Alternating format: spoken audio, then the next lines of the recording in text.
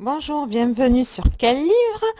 Parlons bien, parlons BD. Je vous parle d'une BD qui s'appelle Alter Ego. Alors, Alter Ego, c'est très particulier. Je vois pas comment je vais vous expliquer ça sans bafouiller. Oui, ça y est, mais je commence. Sans bafouiller et sans vous tout en étant clair. Alors, Alter Ego, c'est une série. Alors déjà, je peux même pas dire que c'est une série parce que c'est pas une série.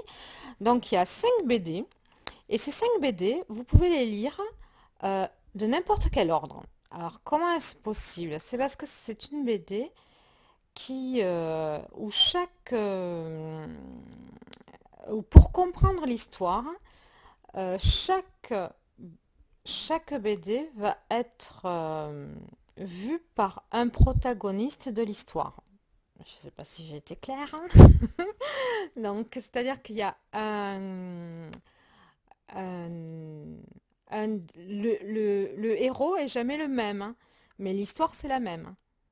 Et c'est une BD qui est vraiment pleine de suspense. C'est-à-dire que quand vous commencez... Bon, moi, par exemple, j'ai commencé par un alter ego par Camille.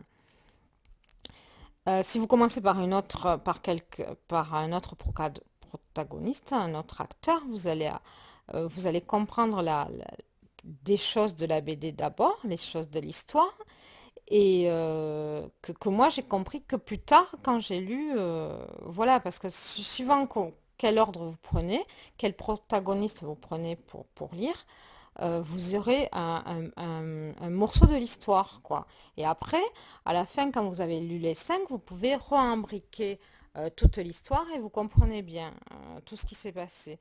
Parce que quand moi j'ai commencé par lire Camille, j'étais là en train de dire, mais sa mère, pourquoi elle veut aller voir lui? Sa mère amène Camille voir cet homme, mais cet homme, est-ce qu'il connaissait vraiment sa mère ou est-ce qu'il la connaissait pas? Et puis, mais qu'est-ce qui est arrivé à sa mère? Mais je comprends pas. Enfin voilà, on comprend pas parce que comme des brives, des miettes de l'histoire. Et à la fin, tout s'embrique et vous comprenez l'histoire. Enfin, je trouvais que c'était bien fait, bien ficelé, parce que ça donne du suspense, ça met en haleine. Et moi, quand je vous dis que c'est des BD à suspense, c'est que c'est vraiment une BD à suspense, parce que je suis quelqu'un, quand je lis un roman policier, par exemple, que je sais pas, que normalement on ne doit pas savoir qui est le meurtrier, ben, dès les premières pages, par intuition, j'ai trouvé qui c'était, quoi.